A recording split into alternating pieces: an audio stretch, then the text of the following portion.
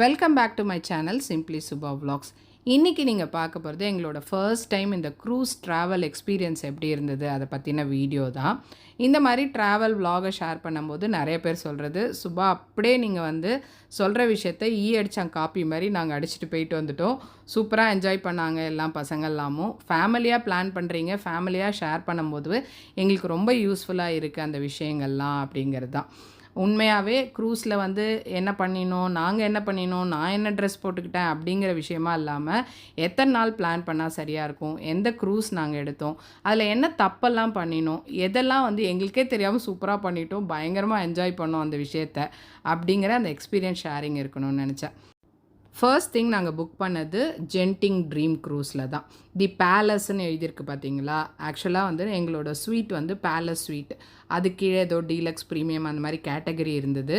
But இந்த palace ஸ்வீட்டில் book பண்ணுறீங்க அப்படின்னா நீங்கள் பேலஸ் கெஸ்ட் ஆகிடுவீங்க. ஒரு 4 நாளைக்கு நம்ம பேலஸ் கெஸ்ட்டாக இருப்போம்.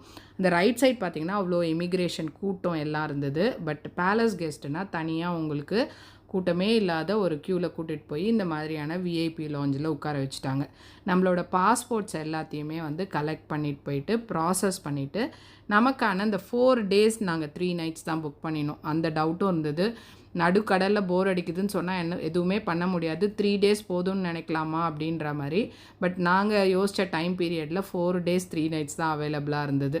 ஸோ நம்மளோட பாஸ்போர்ட்ஸை எல்லாம் கலெக்ட் பண்ணிட்டு போயிட்டு ஒரு கார்டு இந்த மாதிரி எல்லாருக்கும் ஒரு கார்டு பேர் போட்டு கொடுத்துருவாங்க. இனிமேல் க்ரூஸ்குள்ளே ஏறிட்டா நீ யாரோ நான் யாரோன்னு நம்ம பாட்டுன்னு பசங்களை அப்படியே விட்டுடலாம், தொலைகிறதுக்கான வாய்ப்பு இல்லை.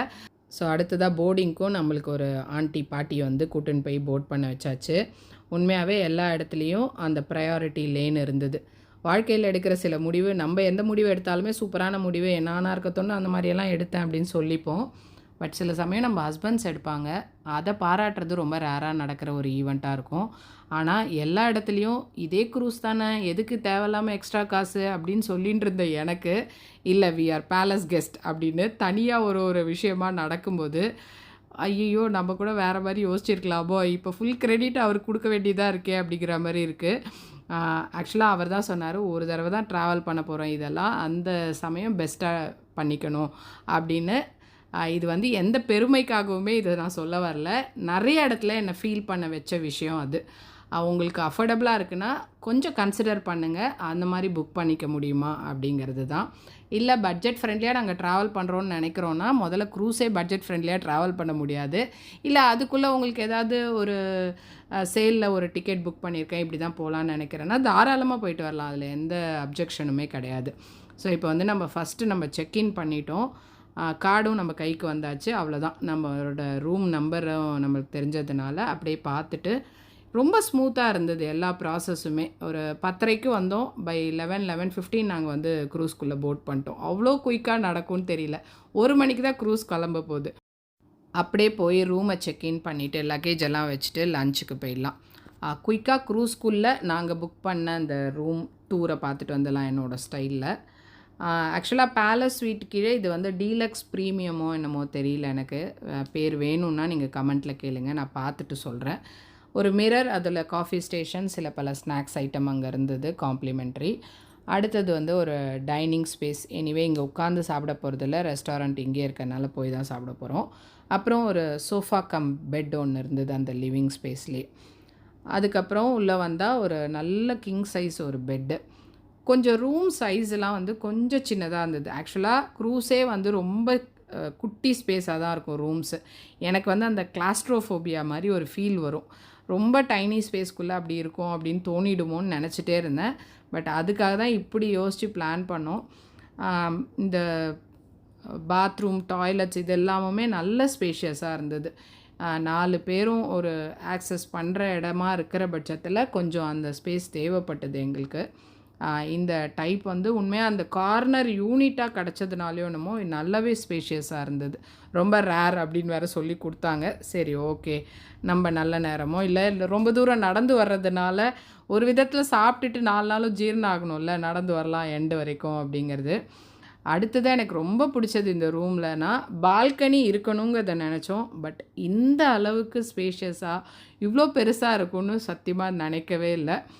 அப்பாடான்னு எனக்கு அப்படியே மூச்சு இழுத்து விட்டா மாதிரி ஒரு ஃபீல் இருந்தது. ஏன்னா, எனக்கு வந்து அந்த வெர்டிகோ ப்ராப்ளம் கொஞ்சம் உண்டு. நெறைய பேர்கிட்ட நான் விசாரிச்சதே என்னன்னா, க்ரூஸில போம்போது அப்படியே தள்ளாடுற மாதிரி ஒரு ஃபீல்ல இருக்குமோ, அப்படியே ஒரு இதுலயே ஆடிட்டே இருப்போமோ 4 நாளும் அப்படிங்கிற மாதிரி இருந்தது. அந்த கவலை ரொம்ப ஏறி, க்ரூஸ் கெளப்பிட்டாங்களா இல்லையா? எனக்கு என்னமோ ஆடுற மாரியே இருக்கே அப்படிலாம் சொல்லின்னு இருந்தேன். ஆனா, எந்த விதமான ஃபீலும் இல்ல. பேலஸ் கெஸ்ட்டா இருக்கிறதோட மேஜர் அட்வான்டேஜா என் ஹஸ்பண்ட் பார்த்தது இந்த பார்ட்டர் சர்வீஸ் தான். நமக்குன்னு ஒரு ஆள குடுத்துருவாங்க. அவங்க வந்து நம்மளோட டேபிள் ரிசர்வேஷன், எந்த ரெஸ்டாரண்ட்டுக்கு போறீங்க, எந்த டைமுக்கு போறீங்க, எந்த ஷோலாம் பார்க்குற மாரி இருக்கீங்கங்கிறது எல்லாத்தையுமே நமக்காக அந்த சீட் ரிசர்வ் பண்ணுறது, டேபிள் ரிசர்வ் பண்ணுறது எல்லாத்தையும் பண்ணி குடுப்பாங்க. ஸோ இதெல்லாம் ஆல்ரெடி கூகுள் ரிவ்யூல பார்த்ததுனாலயோ என்னமோ மனுஷன் ஒத்த கால்ல நின்டு போனா பேலஸ் கெஸ்ட்டா தான் போவேன் அப்படின்னு இருந்தாரு. உண்மையாக சொல்லணுன்னா அந்த சர்வீஸ் வந்து ரொம்ப சூப்பராக இருந்தது. இல்லாட்டி அவர் தான் உட்காந்து அந்த ஹோம் ஒர்க்லாம் பண்ணும். நாங்கள் பாட்டுன்னு சொல்லிட்டு போயிடுவோம். ஓகே மதியானம் எங்கே சாப்பிட போகிறோம் அப்படின்னு கேள்வி கேட்டுருவோம். ஒரு 5, 6 ரெஸ்டாரண்ட் இருக்குது. அதை பார்த்து இந்தியன் ஃபுட் மட்டும் இல்லை, மற்ற ஃபுட்டு நமக்கு வெஜிடேரியன் என்னென்னலாம் கிடைக்கிறதுங்கிறத தேடி பார்க்கணும். அந்த வேலை எல்லாமே அவங்க பண்ணி கொடுத்தாங்க. ஃபஸ்ட்டு டேயோட லஞ்சுக்கு வந்து ஒரு பிஸ்ட்ரோ மாதிரி புக் பண்ணியிருந்தோம். எப்படி இருக்குது ட்ரை பண்ணி பாருங்கள். வெஜிடேரியன் ஆப்ஷன் கம்மியாக தான் இருக்கும். பட் அப்படி இல்லைன்னா பேலஸ் கெஸ்ட்டுக்கான பேலஸ் ரெஸ்டாரண்ட் இருக்குது. எனி டைம் வாக்கின் பண்ணி நமக்கு வேணுங்கிற ஃபுட்டை ஆர்டர் பண்ணிக்கலாம். இப்படி ஒரு ஆப்ஷன் கொடுத்ததுக்கப்புறம் நம்ம எல்லா ரெஸ்டாரண்ட்டுக்கும் உள்ளே போயிட்டு வரலாங்கிற மாதிரி இருந்தது. ட்ரெஸ் கோட்லாம் இருந்தது அங்கே. என் ஹஸ்பண்டும் வந்து நீ செருப்புலாம் போட்டுன்னு வரக்கூடாது, ஷூ போட்டுன்னு வா அப்படி இப்படின்லாம் சொல்லி பார்த்தாரு. நாங்கள்லாம் வந்து யாராக இருந்தாலும் நேராக என்கிட்ட பேசிக்கிட்டோம், நான் பார்த்துக்கிறேன் அப்படின்னு சொல்லிட்டு உள்ளே போயாச்சு. அந்த அளவுக்கெல்லாம் பார்க்கல. ஓரளவுக்கு நான் போட்டிருந்த ட்ரெஸ்ஸு, செருப்பு எல்லாத்தையும் விட்டுட்டாங்கன்னு வச்சுக்கோங்களேன். ஓரளவுக்கு நம்மளே ஒரு மாடஸ்ட்டான ட்ரெஸ்ஸிங்கில் தான் போவோம் அப்படிங்கிறனால பெரிய அளவில் அதுக்கான ரெஸ்ட்ரிக்ஷன்லாம் நமக்கு வர்றதுக்கு வாய்ப்பே இல்லை. ஸோ அவங்க வந்து ஸ்விம் வேர் அந்த மாதிரியெல்லாம் தான் அலௌட் இல்லைன்னு சொல்லியிருந்தாங்க. ஸோ உள்ளே வந்தாச்சு. வந்த உடனே வந்து எல்லாருக்கும் பசிக்க ஆரம்பித்தாச்சு. நம்ம க்ரூஸ்க்கு போகிறோம், நல்லா சாப்பிட்றோம் 4 நாள் அப்படின்னு நினச்சின்னு தான் வந்தாங்க பசங்க. சொன்னதே வந்து எங்களை எதுலேயுமே ரெஸ்ட்ரிக்ட் பண்ணக்கூடாது, நாங்கள் என்ன சாப்பிட்றோமோ விட்டுடணும் அப்படிங்கிறது தான். ஃபஸ்ட்டு வந்ததே பார்த்திங்கன்னா இந்த பச்சை பச்சை இலையோட, அப்புறம் வந்து அதில் முள்ளங்கியெல்லாம் துருவி போட்டு அப்படிலாம் பண்ணியிருந்தாங்க. ஒரு ஆனந்தமாக இருந்தது எனக்கு. நம்ம வந்து கீரையில் மசியல் பண்ணுறோம், கீரை சாம்பார் பண்ணுறோம், அது பண்ணுறோன்னா கூட கீரையா அப்படின்னு சாப்பிட மாட்டாங்க. இப்போ பார்த்திங்கன்னா அப்படியே பச்சையாக அந்த கீரையில் ஒன்றுமே இல்லை, கஷ்டப்பட்டு அதை உள்ளே இறக்கின்னு இருந்தாங்க. நான் கூட 4 நாள் கழித்து அம்மான்னு சொல்கிறதுக்கு பதில் மே அப்படின்னு தான் கத்த போகிறீங்கன்னு சொல்லின்னு இருந்தேன். கஷ்டப்பட்டு ஆனால் அந்த பவுல் ஃபுல்லாக கிளியர் பண்ணாங்க. அப்போ தான் அடுத்த சர்விங் வரும். ஒரு ஐட்டமாக தான் எடுத்துன்னு வராங்க. நாங்களும் ஆவலாக அடுத்த ஐட்டமாவது ஏதாவது சூப்பராக வரும், அப்படியே காரசாரமாக சாப்பிட்லாம் அப்படிலாம் நினச்சின்னு இருந்தோம். பட் ஆனால் ஒரு ஐட்டமும் ஒரு தினுசில் தான் வந்ததுன்னு சொல்லலாம். கொஞ்சம் வந்து ஓட்ஸ் ஒரு உப்புமா மாதிரி கொடுத்தாங்க, அதுவே கொஞ்சம் கஞ்சி மாதிரி இருக்குது அப்படின்னாங்க.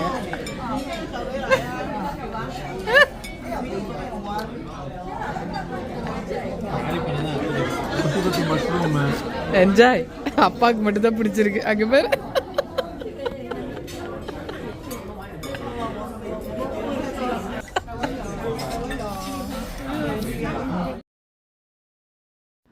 ஃபுட்டெல்லாம் தாண்டி நான் வந்து அந்த டைமை பயங்கரமாக என்ஜாய் பண்ணேன். அதுக்கப்புறம் அந்த ஸ்பெகெட்டி, இந்த டெசர்ட் அது இது சாப்பிட்டோடனே கொஞ்சம் ஓகேவா ஆயாச்சு.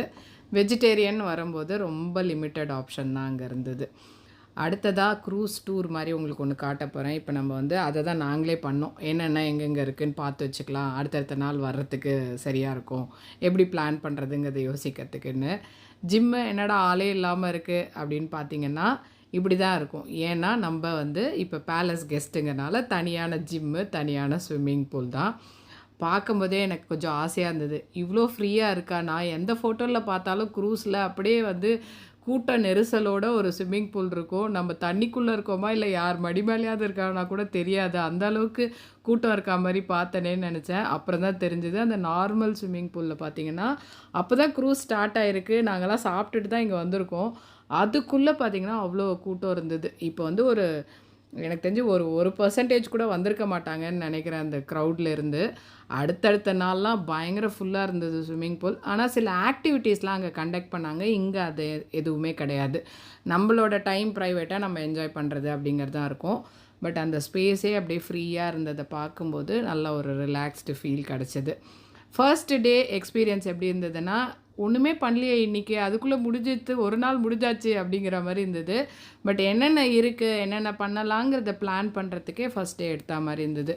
இதை தாண்டி குக்கிங் ஷோஸு, அங்கங்கே வந்து கிட்டார் கான்சர்ட்டு, சிங்கிங் இது ஒரு ஈவெண்ட்டு, டான்ஸிங்கு, அதுக்கப்புறம் வந்து சின்ன குழந்தைங்க இருக்காங்கன்னா அந்த ராக் கிளைம்பிங், பெயிண்டிங், ஓரளவுக்கு விளையாடுறவங்க அந்த மாதிரி ஏஜ் குரூப்பில் இருக்காங்கன்னா டேபிள் டென்னிஸ் விளாட்லாம். அந்த மாதிரி சில ஆக்டிவிட்டீஸை, அந்த பவுலிங் அப்படிலாம் பண்ண முடிஞ்சது.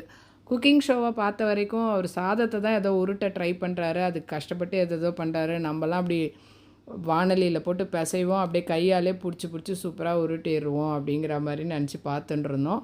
பட் இது ஏதோ வந்து சுஷி மேக்கிங் அந்த செஷன் மாதிரி ஜோக்ஸ் அப்பாட் அது ஏதோ அவங்க பண்ணியிருந்தாங்க. நம்ம வந்து அதை பெருசாக பார்ட்டிசிபேட்லாம் பண்ணல, வேடிக்கை பார்த்ததோடு சரி.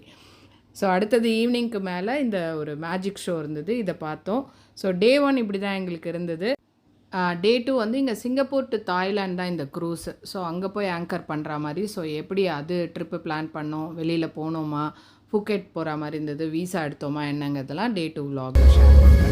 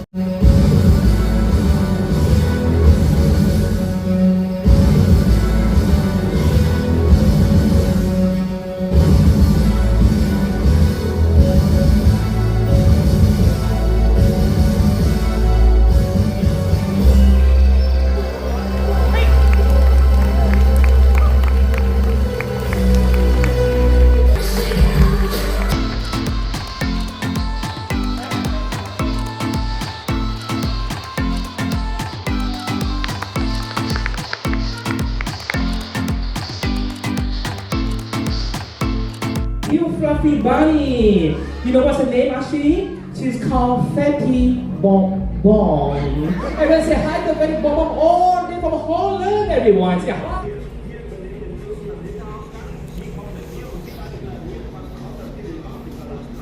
என்னடா ஷீனாத்தை எடுத்தன்னா மை பியூட்டிஃபுல் டாட்டர்